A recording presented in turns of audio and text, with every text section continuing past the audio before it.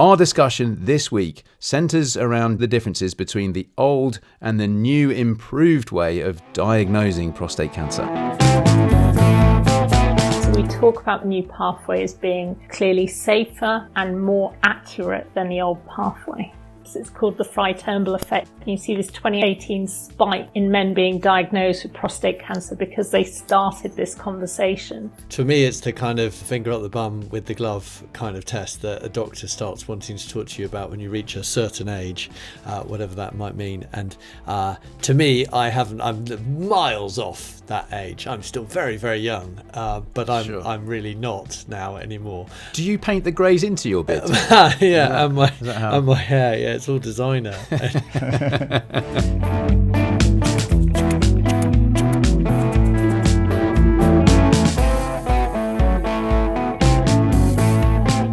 Hello and welcome to Sketchplanations, the podcast. Consider us the 2024 French Open winner, Carlos Alcaraz of the episodic audio community.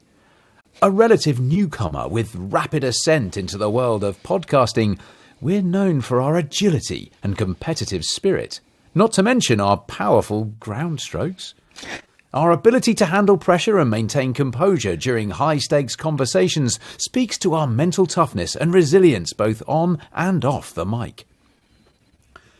This team's general demeanour is marked by respect for our opponents and the podcasting game itself. And despite the rapid rise in the podcasting world, they remain grounded and focused on continuous improvement.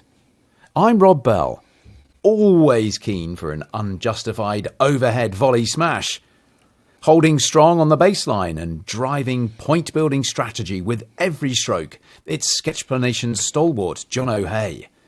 And cheeky as ever, there he goes again with another crowd-pleasing slice drop shot just over the net. It's wonderful to see at this level of podcasting. It really is. It's Tom Pellereau. Hello, chaps.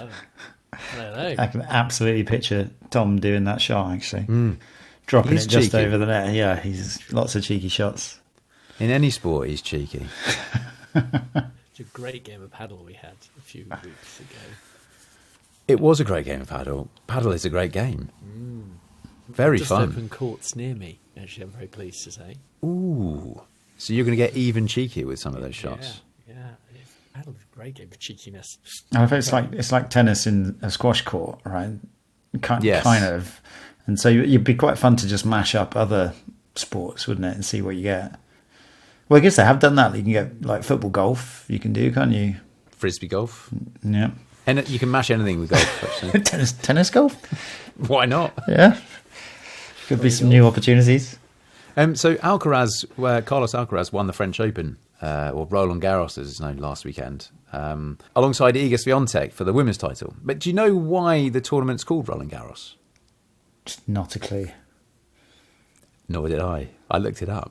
Right, bear with me. In 1928, the main stadium that houses the tournament was built, and the president of the Stade Francais Sports Club, who hosts the French Open, the president's a chap called Émile Le Sueur, decided that this new stadium should be named in honour of the pioneering French aviator and World War I hero, Roland Garros, who was killed in action in the First World War and who was an old school friend of Émile's.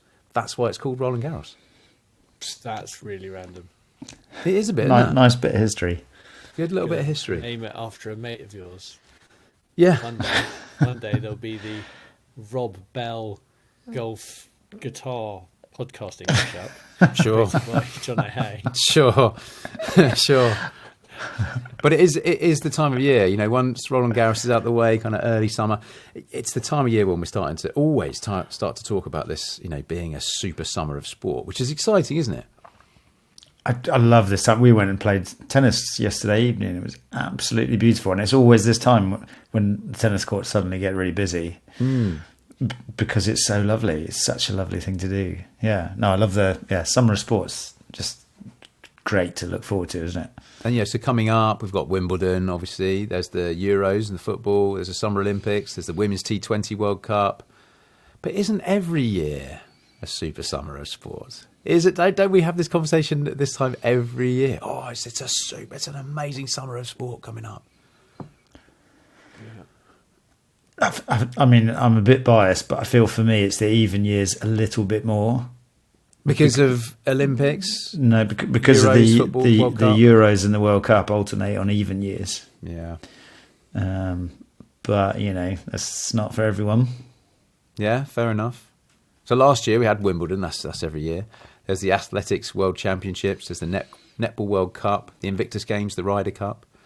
Next year, there's Wimbledon. There's the African Cup of Nations, Ryder Cup, Women's Rugby World Cup, Rugby League World Cup. You know, there's a lot of sport on every summer. Be nice if there's a bit more in the winter when you had a bit more time to watch it, wouldn't it? Football. Yeah. Always football, always rugby. The football, Jono, I can't help thinking, you mentioned it previously, and the football will never end. Do you remember? And the football, because it does feel like the football this year will never end, because by the time the Euros are finished, then we'll be back into the new Premier League season. Yeah. Straight back through. Continue. Baseball never seems to end either, doesn't it? They just play it all the time. I mean, it probably does, but they play it a lot. Yeah. I'm not sure. Is it a winter sport, baseball? Maybe not. But it is slightly special this year because there's the Olympics, right? This enormous international multi-sport event that brings the world together. And it's just over the channel for us in France. But Tommy, you're off to the Olympics, aren't you? You've got some tickets, is that right? I've got a lot of tickets, and we've got a VW camper van, so we're there almost every day of the whole thing. We're there the day of, we're there for the opening ceremony, or we don't have tickets for that, but it's there. And then we go all the way to 2 days before it ends. We've got lots of really cool events, which I'm a little bit worried about because actually my kids love playing sport, but I'm trying to get them to sit down and watch sport has not always been that easy. So the archery? Could you get them to sit down and watch the archery? Yeah. Pistol shooting? The pistol shooting. They're keen. They love hockey. We've seen that a couple of times. We've got some rowing, some canoeing, some athletics. So yeah, this is going to be a very big summer of sport for us, certainly. That's good. That's good to hear. It is exciting. It is exciting. Well, listen, I should say at this juncture that this is the last episode of Series 2. Together, we've enjoyed 17 tasty morsels with you this series, listeners. Thank you for listening and for all of your support and correspondence throughout the series. For Series 3, we have more great guests lined up and more of Jono's intriguing sketches to explore. So please do continue to send your thoughts and stories and comments about the podcast and any of the episodes we've put out in the last 2 series. And we'll be going through your correspondence since last time at the very end of this episode. And we're just going to take a few weeks off. So we'll be back, I don't know, around beginning of August kind of time. So we will be smack bang in the middle of the super summer of sport, ready to come at you with more of the same level of dedication, passion, desire, physical prowess, and of course, the will to win. So come on, boys, last 10, yeah? Let's put it in. Let's podcast.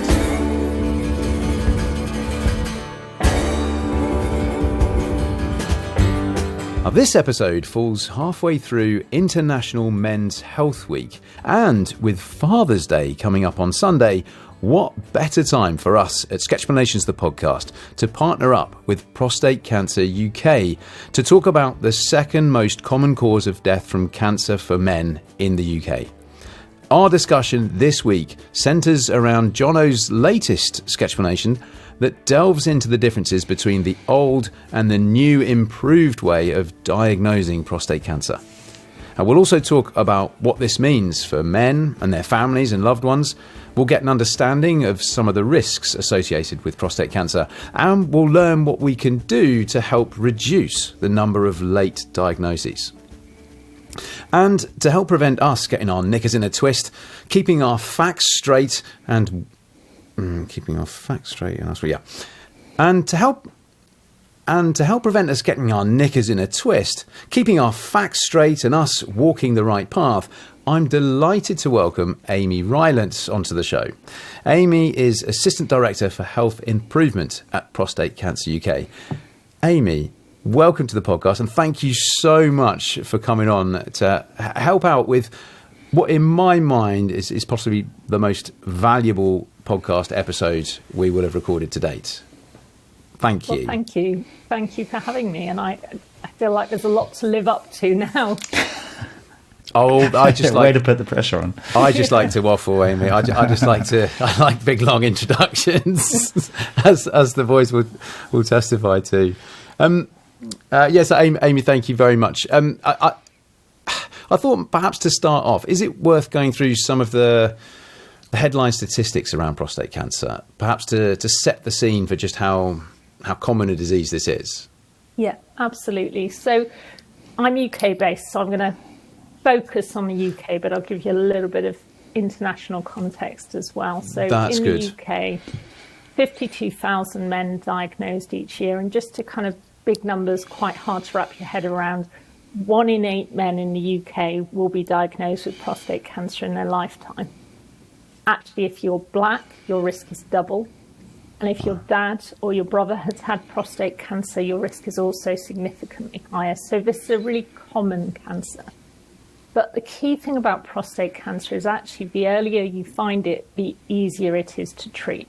Yeah. So prostate cancer absolutely does not have to be a death sentence. We want to find it early. We want to make sure that we are identifying the men at risk so that they can have an early diagnosis and be successfully treated. To give it a bit of international context, the Lancet published a paper looking at prostate cancer across the world very recently. What's the Lancet? Sorry, Amy. So the Lancet is one of the big medical journals, and they commissioned an international investigation into prostate cancer. And what they found is that prostate cancer is the most common cancer in men in over 100 countries in the world. So this is very much a common problem around the world. A global problem, yeah. Yeah. At the moment, there are about 1.4 million new cases diagnosed each year across the world. Wow. But actually, that number is going to more than double to 2.9 million cases by 2040. And the reason for that massive growth is actually what we're going to see is a huge growth in men being diagnosed in low and middle income countries. And the reason for that is that one of the big risk factors for prostate cancer is age. So your risk increases once you're over the age of 50. And so what we will see is we see life expectancy going up across the world, which is a really, really good thing. Yeah. But we will see prostate cancer then affecting more and more men. So it's a really big global issue, and it's an issue which is going to become more pressing around the world. So within that landscape then, what is Prostate Cancer UK, and what role does it play? And I guess the name is partly in the title there about UK, but I from what you've already said there, Amy, there is a feel that there is... And the prostate cancer bit. You really summed it up there. Hit the nail on the head. It's basically Ronseal, right? It does exactly what it says on the tin. We do try to make it, not add to the confusion of it all. No, we are here to try and make sure that no man is left to navigate prostate cancer on their own. We have 4 kind of key pillars to what we do. The first is to make sure that every man is aware of his risk and can make a choice about whether he wants to be tested for prostate cancer. The second is to narrow the big health inequalities that we see in prostate cancer. We know there are certain groups of men who have more than double the risk of dying from prostate cancer, in particular black men. And so we want to narrow those inequalities. The third is to really move the dial in terms of earlier diagnosis. There are still 12,000 men who die of prostate cancer every year in the UK, and we need that number to go down. And the fourth is to ensure that every man is supported once he's diagnosed with prostate cancer and given the best possible opportunity to live with prostate cancer, to be cured from prostate cancer, to get the support that they need. So in a nutshell, that is what we are here to do. And, we talk about prostate cancer as being, it is a disease for men that affects men, but it actually goes and affects, the family and the friends and the loved ones of whoever that man may be as well. So its effects are very widespread, right? And it can touch, Absolutely. It could potentially touch everyone. Absolutely. So I had the great pleasure 2 weekends ago of joining our March for Men, which is our big mass participation event. It takes place once a year. We were in Bermondsey Park in London. Glorious, the only sunny Sunday we've had this year, I'm pretty sure. And we had about 2,000 walkers there walking in memory of lost loved ones, in support of people who had had prostate cancer diagnoses. And what was so lovely about it was how multi-generational it was, how many women were there marching for their partners, for their dads, for their loved ones. You know, prostate cancer is not just a cancer that impacts on men, it is a cancer that impacts families. And so what is your role within Prostate Cancer UK, Amy? Yes, so as the Assistant Director of Health Improvement, I have the great privilege of trying to look across the whole pathway. So everything from how do we make sure that the average man understands whether he's at risk and what he can do about it if he is at high risk, through to how do we work with the health system to make sure that they respond appropriately when a man comes and speaks to his doctor. Yeah. How do we improve the way that care is delivered? How do we make sure that research actually goes into practice?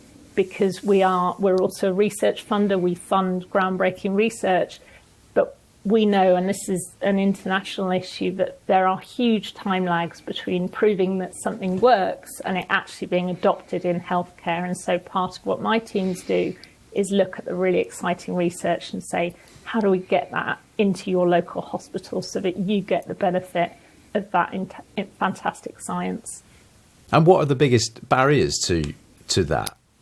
I mean, you talked about the timeframes, because I think COVID's a great example of how those timeframes were shortened dramatically because there was a need. You know, arguably there's the need here. Yeah. So I think there's a few things that happen. Firstly, when you have a system which is very busy and under a lot of pressure, there's not always the thinking time to make change. Sometimes these are really complicated changes. We talk about kind of redesigning the aeroplane whilst it's mid-air still flying. So when you talk about something like the diagnostic pathway, which we're going to come on to, that has changed hugely. But when hospitals were implementing the new pathway, they couldn't just say, stop referring men. We don't want to see anyone for a couple of months while we work out a new way of doing things. Yeah. You have to keep ensuring that you're accurately, safely, quickly diagnosing people whilst redesigning the system. And that's really, really challenging. Yeah. But also sometimes people just get a bit stuck in telling the old stories. So, you know, we hear a lot around some of the old research that was done on the PSA blood test. People have very fixed ideas about whether that test is any good based on research from 15, 20 years ago. And when you say, well, actually, the story's changed a bit because of what happens afterwards, people don't always listen to that because they've got a very fixed idea in their heads about how the story goes. Now, I'm going to bring something up here now because I think it may come up a fair bit in the rest of our conversation. Could you tell us what the PSA is and what a PSA blood test is? Because it feels key. Yeah, and please, Cheryl, if I accidentally jargon at any point, please call me out on that. I was always going to ask you about PSA specifically, Amy, because this is, you know, in the very informal conversations that you might hear or that I might have with relatives, older relatives or older friends, PSA comes up all the time, all the time. So PSA stands for prostate specific antigen. So it's a protein that the prostate produces. And when you do a blood test for it, you can measure the amount of that protein that's circulating in the bloodstream. Mm-hmm. When a man has prostate cancer, the amount of that protein goes up. So if you see a high level in someone's blood, that can indicate prostate cancer. What makes it tricky is that there are other things that can push that level up as well. So vigorous exercise can push that level up. Having an infection can push that level up. Just having some benign enlargement of the prostate can push it up. And so when you hear people say, well, it's not a very good test for prostate cancer, that's what they mean, is that it can be raised for reasons other than prostate cancer. Yeah. But we can come back to why actually it's quite a good sign now because of what happens afterwards. What a brilliant segue, Amy, because I feel like we should probably talk about the sketch. Now, typically I'll come to John O to talk us through the sketch. I was thinking perhaps on this episode, maybe a bit of a joint project between John O and Amy, as indeed the sketch was itself. So first of all, John, do you want to give us an overview of what your sketch communicates? And then maybe talk about how you went about constructing it. And then we can really kind of delve into it, about the details of what it's saying with Amy. Yeah, for sure. Maybe I'll leave the details of what's on it and what's discussed to Amy. But essentially what I was trying to get across was some of the way that the processes for detecting and screening for prostate cancer has changed. And, I was informed and educated on this by the team here. And so really I tried to do was go, okay, how do I make it so that it doesn't, you're not reading the Lancet, right? Like you don't want to, people are not sitting down and reading the Lancet before they go, get their prostate checked. And so I wanted to do, the sketch is kind of a left-right. Here's the old way, starting with a chance conversation. There's 4 steps. And here's the new way, which has an additional step, but they're also a number of advantages, which I've tried to highlight along the way. And also one of the key ones is that instead of having to wait for a chance conversation, that you can go do an online risk checker, which they have one at Prostate Cancer UK. You can go do that right now. It takes like 30 seconds to check your risk at the beginning. And I think that was such an important piece. And then there's lots of research which informs the changes in the other steps. And I wanted to try and get across some of the benefits of that without getting lost in medical jargon, should we say, or people might stop looking at it. And so it's a denser sketch than it might be normally, but then it's an important and it's a complex topic. So that's what I did. It's the old way versus the new way in the sketch. And can I ask you, Johnny,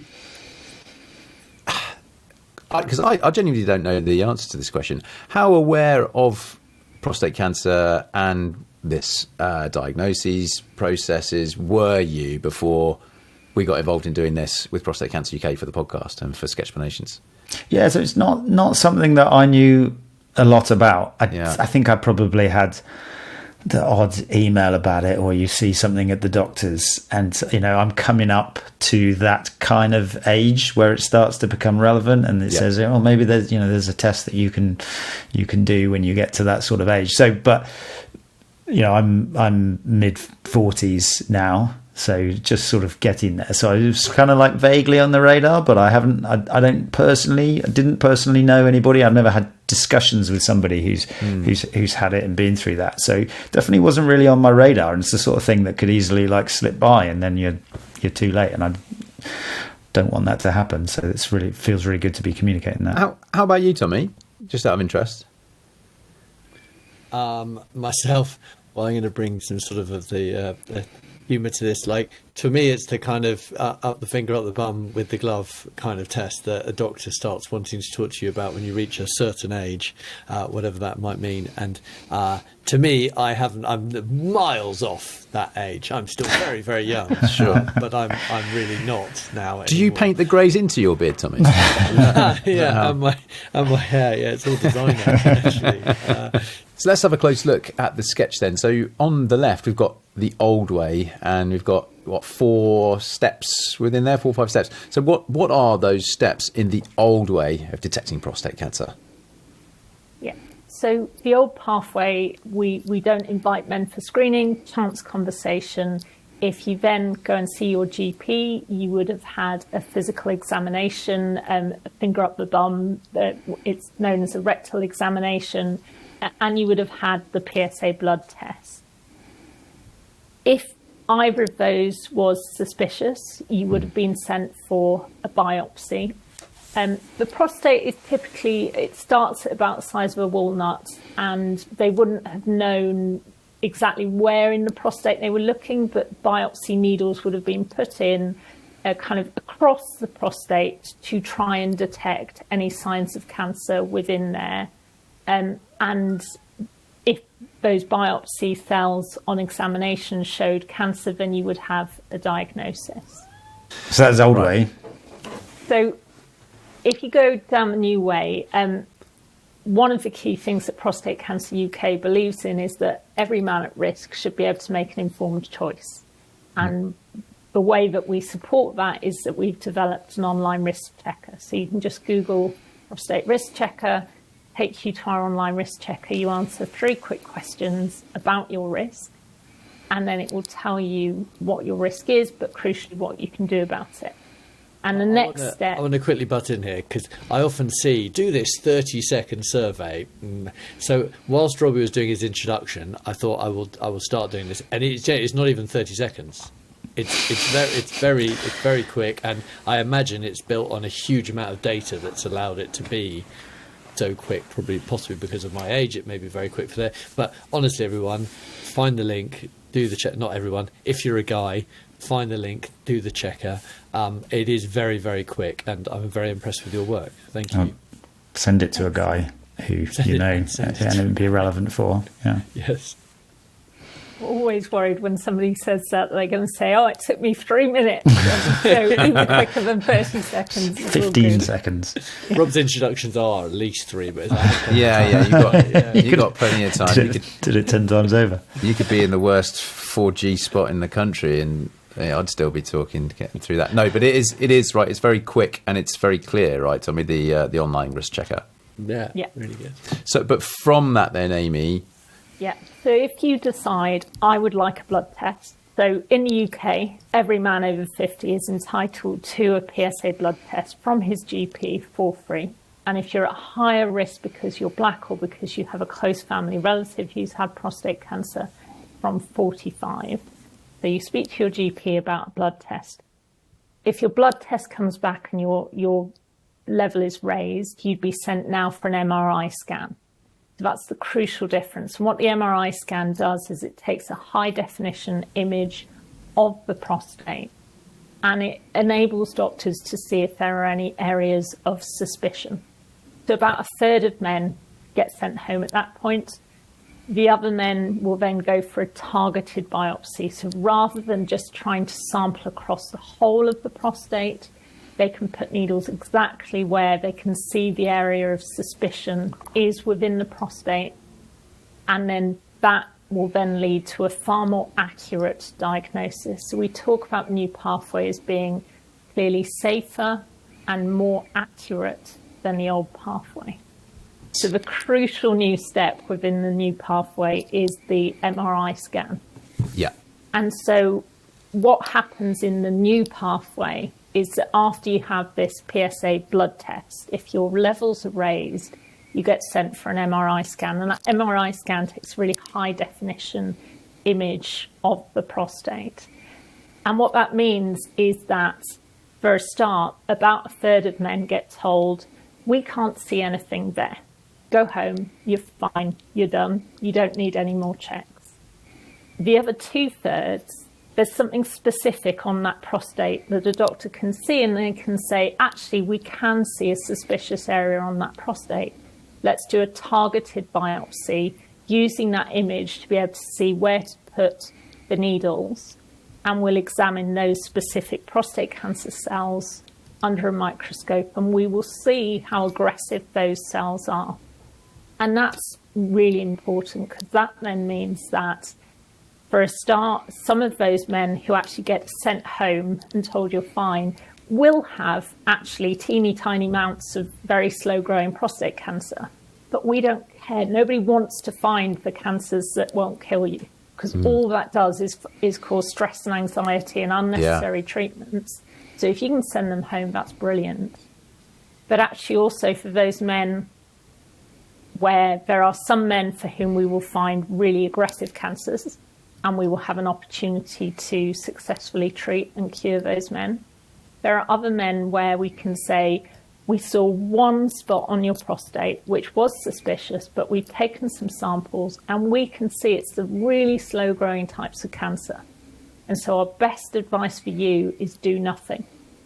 We will keep monitoring you. We will keep doing regular blood tests. We will do some repeat MRIs, a year's time, a couple of years after that. And if something starts growing and moving, then absolutely we can treat it. But for now, leave well alone, because we're trying to avoid treating those men who would have died with prostate cancer, not of prostate cancer. So if we look at the difference between the old and the new way, Amy, at kind of headline level, what is the difference in outcome? Is there an improvement in outcome? And that is what is communicated in the sketch. Absolutely. How does that manifest itself, that improvement in outcome between the old and the new way of diagnosing? Yes. So on the sketch, we have this lovely far right column, which is the list of fewers. So fewer awkward exams, fewer unnecessary biopsies, fewer side effects, and fewer overdiagnoses. And that is the fundamental change in the pathway. Right. Because some of those, the awkward exams, the unnecessary biopsies, but the side effects of those unnecessary biopsies, they can be real barriers to some men getting something checked out, right? Yeah, absolutely. So I'm actually really pleased that you talk about the finger up the bum as being the first thing that comes to mind, because actually... That's what we're talking about, the awkward exams. Yeah, Doesn't exactly. seem to be any finger up the bum on the right-hand side. Well, Yeah, it's just it's wholly missing. So just to give you a little bit of context, you're not alone in thinking that is the first test. Actually, we know that we've done big sampling of men at risk of prostate cancer to understand their views, and we know that about half of men assume that the first test that they will have to have is a finger up the bum, and that's the biggest thing that stops them speaking to a doctor. Yeah. That they just won't have that conversation because they don't want to have that test. Yeah. But actually, the science on this is that is not a very useful test. So all you can feel with the finger is the very back of the prostate, whereas when you do an MRI scan, you get a high definition image of the whole prostate. And a cancer could grow anywhere on the prostate, is that right? Absolutely that. Yeah. Yeah, absolutely. And so there's been lots of studies, and there's been kind of where they take all the studies and then combine them together. And what those studies have shown is that when you're looking at men who are interested in screening for prostate cancer, so healthy men who come and say, can I have a test? The digital rectal exam, which is the technical term for it, does not find cancers that aren't found by a blood test. And so you just do the blood test and then you send men for an MRI scan, and actually doing the finger up the bum doesn't find any additional cancers, but it does risk putting a huge number of men off from ever coming forward. And so what we strongly believe is that the doing that test actually does more harm than good. And we have a paper in the British Journal of GPs. Anyone who wants to get into the medical details can look that up, and it really sets out all the evidence as to why it's not a very good test and it's doing quite a lot of harm. So one big outcome is when it starts to be communicated much more widely and message starts getting spread around that it no longer is the rectal examination, the digital rectal examination, the finger up the bum. Digital, as in it's a digit. Exactly. It's Nothing to do with Digital, computers. not digital. Yeah. No. Yeah. That hopefully will be one outcome. Another outcome, though, statistically, when you get to the end in terms of the diagnoses, is there an effect there as well? Yeah, absolutely. So I say it is there because Jono has communicated this again in the sketch, but I tried. Sketch, but engineering. So what are we looking at then is probably the better question in that final line between the old way and the new way, between the that diagnosis line. Yeah. So there was a big study done in the UK called the CAP study that looked at screening a very large number of men. And what that found was that mostly you find those really slow growing cancers, and they found far fewer of the significant cancers that you would want to find. That was using the old pathway, so just a blood test and then a random biopsy that was, not knowing what it was looking for. On the new pathway, we see that completely flip. So the majority of diagnoses now are of clinically significant cancers. That's what we call the cancers that we want to find. And we find far fewer of those. The medical term is actually indolent, which means lazy cancers that aren't going to do anything. We don't want to find those. And yeah, the good news is that the new pathway finds fewer indolent cancers and more significant cancers. So it is hopefully the new pathway is a kind of double win then. Absolutely. Fewer men being afraid, and understandably afraid, I would say, but then a more I was going to say statistically significant, but that's not the right word. More accurate diagnoses. I was going to say that the bar charts or the column charts at the bottom are actually to scale with the numbers that I was given. Oh, really? Yeah. Oh, great. So the ones with, and to be fair, I ran the sketch by my dad, and that was the one bit he didn't understand. But the X are the ones of the proportion of cancers that are clinically insignificant. Okay. And the ones with the check mark are the ones that are clinically significant, where you have to do something about it. And so you can see that the old way, you get a lot more of the insignificant ones in proportion to the significant. Yes, I mean that, and that flips significantly with the new way. Yeah, Amy, I was just wondering. You mentioned safer. What do you mean by safer in this case? Why is it safer? Yeah, it's a great question. So, actually, within the old way of doing biopsies, they did have a safety risk. So because the way that biopsies used to be done, they were transrectal biopsies, and that has a risk of infection, a risk of introducing infection into the prostate. And at its most extreme level, that could cause sepsis. And obviously sepsis is a very serious medical condition. And so I remember when I first started working at this charity, and I was given a tour of one of the big urology departments, and urologists saying to me, prostate cancer is the only thing where we could kill you with the test before we even know if you've had the disease. Wow. Now, that was a number of years ago, and Sure. and I was to say, I think that's a bit of hyperbole from people trying to illustrate an issue. But what's crucially different now is, firstly, we're massively reducing the number of men who need a biopsy, but also the way that we do the biopsy is different now. So instead of doing a transrectal biopsy, the standard procedure in the UK now is a transperineal biopsy, and that's a much safer biopsy in terms of sepsis risk. So we've done some real world evidence work on this, and we've found that the rates of sepsis in the UK are phenomenally low. So it is far, far safer than the evidence from a few years ago. And is that what we're talking about here when we talk about fewer side effects from the targeted biopsy, or from a new way of doing that biopsy? Yeah, so fewer side effects because, firstly, fewer men are actually having the biopsy, but also that when that biopsy is done, it's a safer biopsy. But also, actually, that fewer side effects pulls on through, because if you have fewer men who are diagnosed with clinically insignificant prostate cancers, some of the men who had clinically insignificant cancers were having surgery or radiotherapy, which would have side effects. Of course. So all of those things cause unnecessary side effects. Yeah. Because effectively now, by doing the MRI, you're looking at the whole walnut and you're finding the areas that might be of risk, and then doing a biopsy there.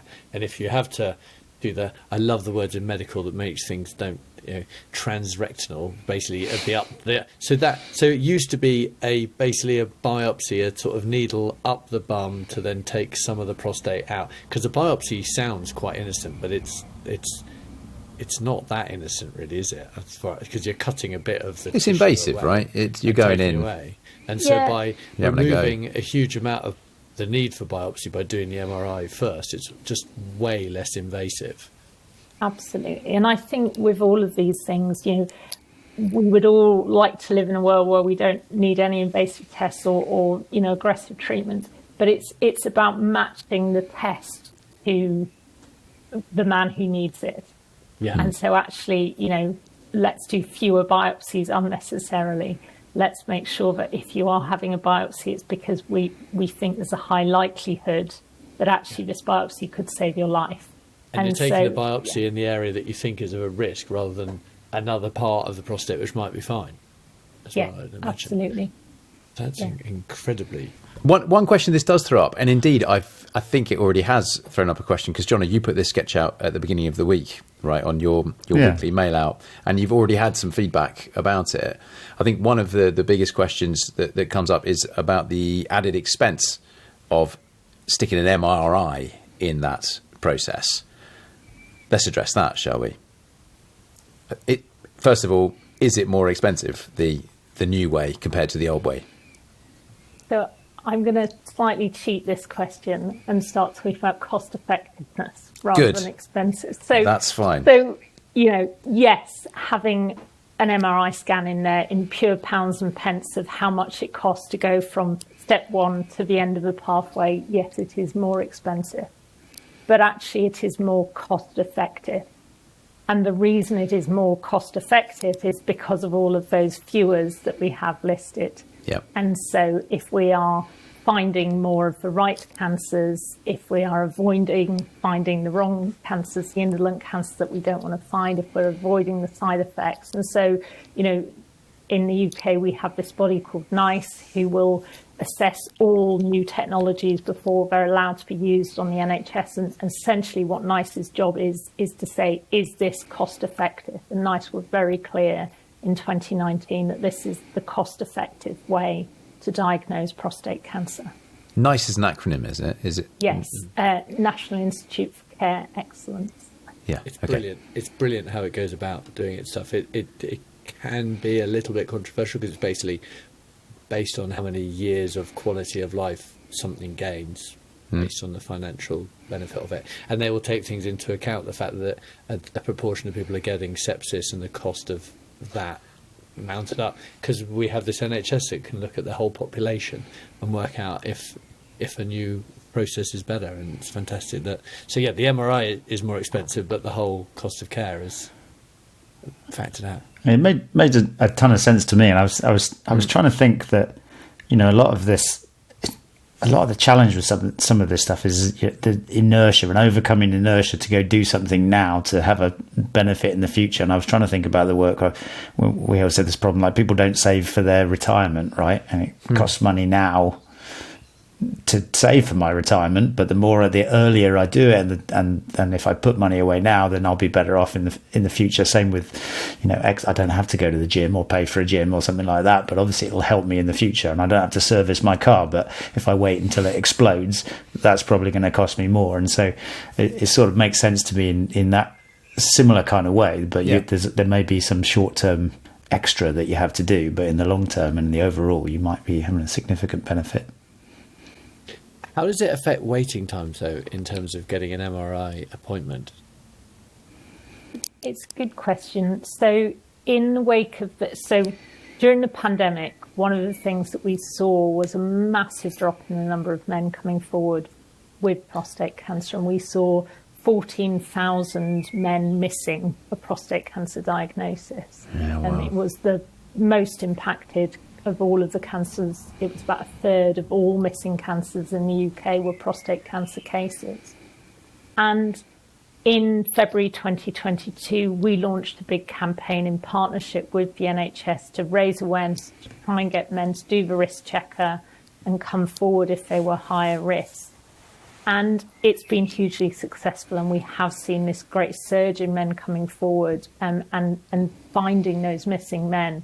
But that has created strain on the system, and waits are longer now than they were before the pandemic. But, in terms of whether you wait longer to have an MRI scan, I would say that absolutely it's worth the wait because of all of the benefits that it gives you. And I think in the UK now it's very much accepted practice, and so I think you would struggle to argue with a doctor that you didn't want an MRI. I don't think there's many doctors in the UK now who would say, yeah, that's fine, let's just biopsy you because it'd be quicker. When was the new way implemented? Yeah. So it's actually really quite recent. So the guidelines changed in the UK in 2019. Yeah. A few areas had gone before then, because the big research study that proved that this was safer and more accurate was actually done in the UK, and it was done across multiple centres. So there were centres that had been offering MRI since about 2015, but since 2019 it has been the best practice, accepted practice, that all hospitals should be offering men in the UK. Yeah, okay.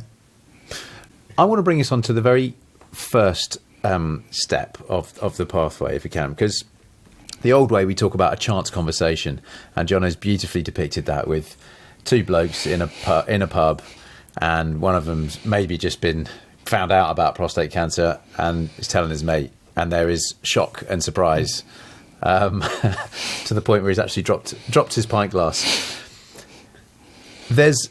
And this is, I guess, traditionally, historically, I should say, there's been an issue there with a lack of conversations being had amongst men, right? And men of a certain age, I guess, about their health, which is why it's so great that we're talking about this now in International Men's Week. Which is why it's so great that we're talking about this now in International Men's Health Week.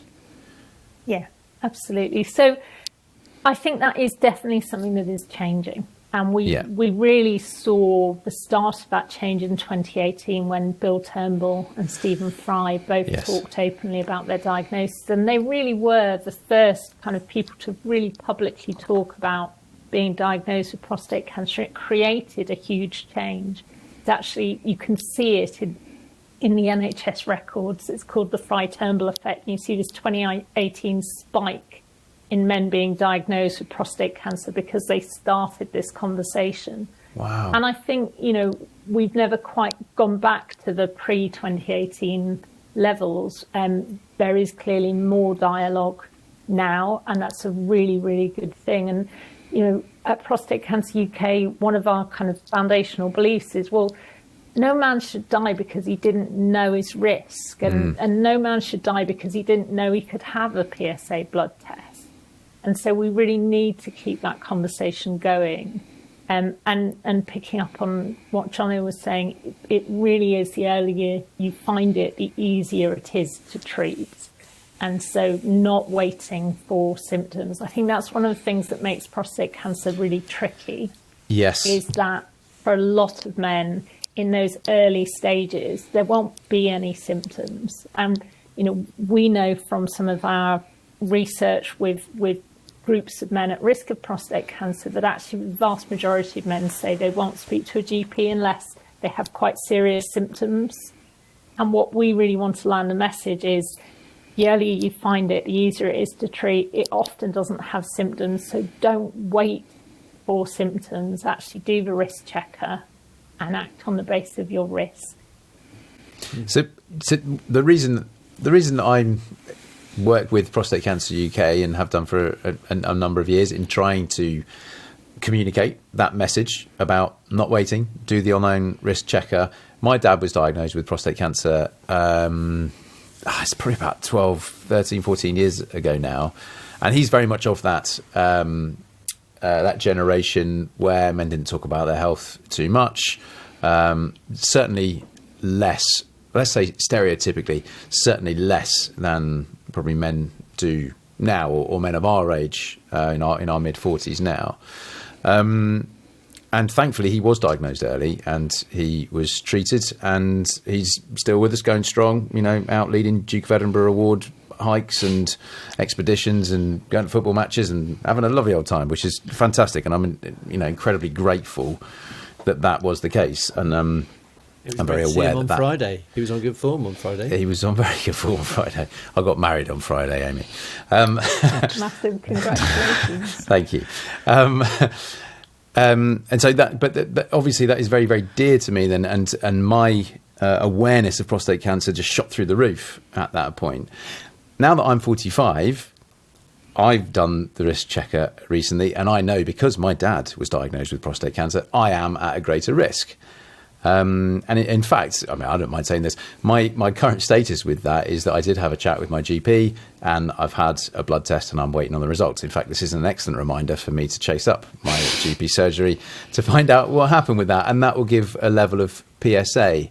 As we've already talked about, that might not give us opportunity missed. You could have brought your PSA test results. I could have, couldn't I? The podcast, a live opening. Just open the thing. Find out if we'll be having the next episode from an MRI. Don't think you can put recording equipment in an MRI. I don't think. Yeah, you'd have to yell, Rob. Well, you know, I'm not sure if it makes great TV, does it? Let's see. Maybe it does. Let's find out. But I'm so grateful that I have that information now. As you were talking about there, Amy, you know, nobody should be at risk because they don't know the risks, or nobody should be in danger because they don't know or don't have that information. And you do the tracker, you find out if you should then talk to your GP. You then have a blood test, which is it a finger prick or a needle? Like, it's probably only a small amount of blood for the blood test, is it? Yeah, I think it's in the arm. Yeah. It's a small vial. Yeah, small vial. Which the technology on those now is amazing as to how pain-free really it is to do a blood test. And you're in and out in 5 minutes. We were young, max. Was someone with a massive, great stainless steel needle and all that sort of stuff. Because I love technology, obviously. So every time I go to give blood or you see the latest tech, and you're like, wow, these things have improved so much. Yeah. So yeah, and then you'll, well, hopefully, Rob, you won't have to do an MRI next, but well, hopefully, carry on the story if you did. So well, but this is what you get from research. So I'm 2.5 times more likely to have to get prostate cancer because of that, because I'm 45 and my dad was diagnosed with it. Yeah.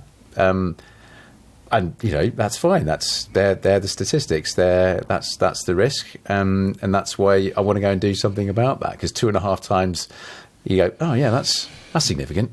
I feel like there's something I should do about that. At least be wary. At least be proactive about it. But being proactive it didn't take me very long to do that. And now I feel like I'm much more in control of that information and being able to take control of my health in that way. And it feels great to have done that. John just put a finger up. I was crossing my fingers for the results. Oh yeah, thank you. Just make sure. Yeah, I saw both fingers there, so that wasn't There wasn't a DRE reference. Yeah, the DRE. Good. No. But we do. I do feel like we see prostate cancer talked about a lot more than ever before. And you talked about the Fry Turnbull effect? Yeah. The effect of 2 big name British personalities who had been diagnosed, Stephen Fry and very sadly we lost Bill Turnbull to prostate cancer. More recently, there's His Royal Highness King Charles III. Sorry, can I just clarify? So he had prostate enlargement that was treated. So that was a benign condition. And then during the surgery, some cancer was identified, but they have been very clear it is not prostate cancer. Okay. Cut all that bit out, Rob. So, what I will say then, no, because it's a good point. I think. Well, I will be the judge whether it's a good point. As you're the editor as well. Exactly. Into a good Here's point the power. somehow. Concerns? Dig himself out of this one. So, it's always fascinating. It was. Yeah, I mean, he was very public about going for surgery for benign prostate problems, and we know that did create a huge surge in people coming to our online risk checker because it's fantastic when somebody is willing to be open about something like that, because it gives people the confidence that it's okay to check, but it's okay to investigate these things, and so it's incredibly powerful when well-known public figures are willing to talk about their experience with prostate cancer or with benign prostate conditions. And so I'm wearing my little Man of Men here, which is the logo for Prostate Cancer UK. Amy, you have yours on as well. And a lot of people, you see this a lot more. If you're a football fan, you definitely see a lot of it. A lot of football pundits, a lot of football players, a lot of football managers I feel like the football community has really embraced prostate cancer as a movement, and this is all about communicating, right? Because you see this, you want to use that as a reminder, I guess, to get into that first step of that journey, which is the online risk checker. Absolutely. And a great conversation starter. I get through loads of badges. People see them and they talk to me about it. I start giving them away. And I feel like it's done a really, really good job, as well as those big stories of big names, Stephen Fry, Bill Turnbull and King Charles being associated, or at least communicating and driving people to be more aware. Yeah, absolutely. And at the end of the day, it's about being able to make an informed choice about what's right for you. And we keep saying it, but the earlier you find it, the easier it is to treat. That's brilliant. Amy, can I ask, what you mentioned a number of things that the charity tries to do. What do you think is the hardest part of your work? It's a difficult question, because I think the hardest bit is when you are trying to engage people with the evidence base. You're trying to engage people with how the story has changed, because what is happening now is different, and there are some people who just don't listen. And I think, particularly when that's people in positions of power. So for instance, when you have GPs who will say to you, oh, I don't believe in the PSA blood test, it's rubbish. And they're basing that on historical research. And you say, well, hang on, because we can show you all of these studies, all of this evidence that shows how things have shifted. But sometimes there are people who just won't listen, won't engage with that. And that's difficult. It's frustrating when you feel like you can't actually have a grown-up conversation with somebody. Is that a generational thing, do you find, as well, Amy? We certainly hear that younger GPs are much more open to the evidence base. I think also there is a bit of a culture shift in terms of the kind of paternalism of the healthcare system. So I think there is a little bit of a culture amongst older clinicians around kind of doctor knows best. Okay. Versus much more of a culture now of kind of shared decision making. And actually, if you as a patient are informed and you understand the pros and cons of making a choice, that actually a doctor should be supporting you to make that decision. Whereas perhaps, and I think it's very much dying out, but if we think about the historical sense of a doctor as being the all-knowing expert who told patients what to do, I think that kind of generational shift sometimes influences how willing a GP is to have a conversation with a man about things like the blood test. Which is very interesting, because that's what my experience was with my GP. It was a conversation. It wasn't, okay, well, you're 45, your dad's had prostate cancer, or been diagnosed with prostate cancer. Sorry, I'll start again. Well, that was very much my experience with my GP. I went to them, I'm 45, my father's had prostate cancer. I wasn't told what to do. I was talked through that situation and then given options on how to proceed. And then we decided together, myself and my GP, great, that's what we'll do. And then this is how we'll proceed under, if it comes back this way or that way.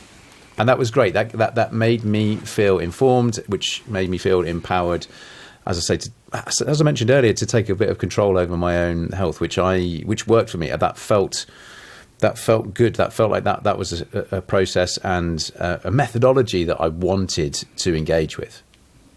Yeah, and I'm really pleased, because actually what you're describing is exactly what the guidelines say should happen. And, that is what happens in the vast majority of cases. I don't want anyone to think, oh God, I'm going to have a big battle with my GP to, in the vast majority of cases, that is exactly what happens. We do, as a charity, sometimes get men contacting us saying, oh, my GP refused to give me the test. And if that is ever the situation, do get in touch with us, because we can talk you through what your choices are in that situation. because actually you are entitled to a PSA blood test. And in most situations, your GP will just have a chat with you about what your risk factors might be, you know, whether you understand the pros and cons of that test, and support you to make that decision. Great. Yeah, great. Very good. Before we round off, is there anything anybody else would like to add to this conversation that we haven't talked about, or questions for Amy that you haven't been able to ask yet? I'd love to say I think this is another fantastic example of how the medical profession is improving and how lives are improving and how research and big studies and clinical evidence and then fantastic organisations like Prostate Cancer UK and communication are just improving. And I think often we can think that the world is going to rubbish and these things are getting worse and I wish the good old days and blah, blah, blah. But there are so many ways that the world is improving, and this is just one of them, and this sounds so much better than the old finger up the bum and who knows. So thank you for all the hard work you do in your organisation, and Robbie, fingers crossed for you, mate. Yeah, lots of, whenever you mention fingers now, Tommy, I'm always... I Sorry, don't know how many times you've said the old DRE, we'll call it. Yeah. No, but here, yeah, no, absolutely, I completely concur with what you say, Tommy. Yeah, very well said. I was reminded in doing visuals for this. I think I might have mentioned before of the time where I've given blood, and you have to read the leaflet before you give blood, and they started doing icons for all the different things, like, you know, have you ever injected and so on, and then you get various ones about, you know, ever been given money for sex and different types of sex, and then of course they stopped doing the icons at that point. Yes. So it's a challenging thing to find an icon that fits for a medical thing sometimes. Well, you did it very well. It's the snappy rubber glove, right? It is. Which isn't that easy to depict in just a 2D image, Jono, but you've managed to do it incredibly well once again. Well, I think like for something like this, and I don't do a lot of medical related topics because it's really hard, because things might be, well, you know, first of all, evidence is very complex. It's very detailed. A lot of it's in the numbers, but you can't easily get the numbers across in a way that people can interpret. You know, if you go to the typical thing with the science thing is a poster, and it's huge, and there's thousands of words on it, and there's millions of, and there's charts, and, you know, it takes you half an hour to sit through it. And so I think it's and the words as well, because words can be, you know, you have to be very specific when you're talking about health or science, and so it's a challenging thing to get visuals and words right. So I was really grateful to work with Amy and the team to try and understand my way through it, and I've certainly understood a lot more as I've gone through this as well. So yeah, interesting challenge it certainly was. But already I've seen a number of people, and people have reshared the sketch, and a lot of people said thank you, I've gone for a test, or they said this is great, I had a test, and, you know, I had to do these things, and we should share this as wide as possible, so that makes it all worth it. It's brilliant. It's brilliant. And so let's bring this podcast to a close then. And the summary for me, it's the call to action is do the online risk checker.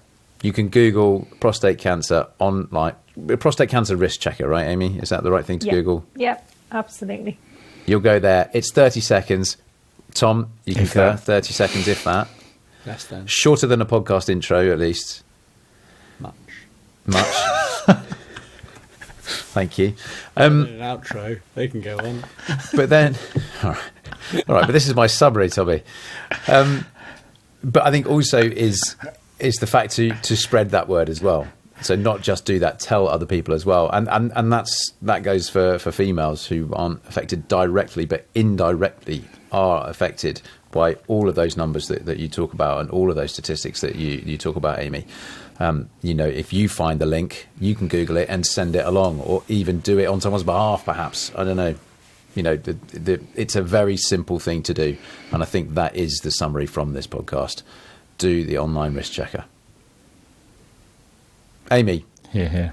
thank you so much for coming on and for the fantastic work that you and all your colleagues at Prostate Cancer UK do. I mean, it's a massive eye-opener. It was a massive eye-opener for me when I first started learning about prostate cancer, when my dad was diagnosed, as I said, but I've learned even more speaking with you this evening, speaking with you on this podcast. So thank you so much. Thank you.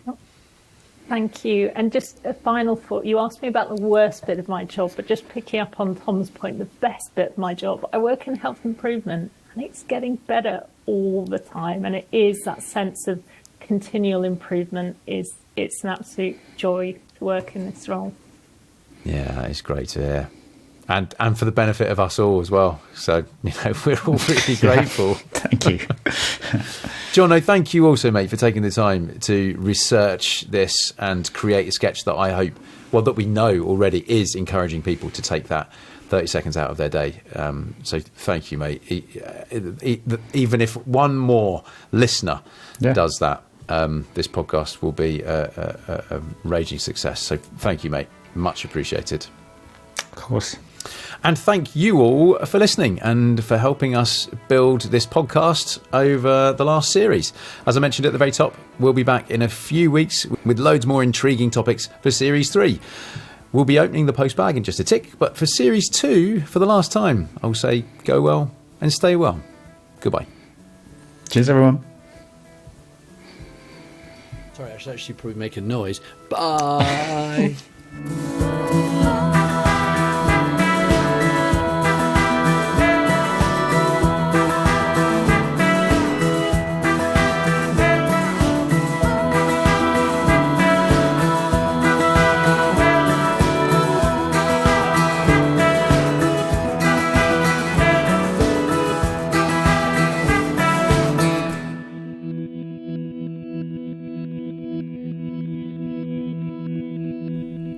All music on this podcast series is sourced from the very talented Frank Cinelli. And you can find loads more tracks at frankcinelli.com.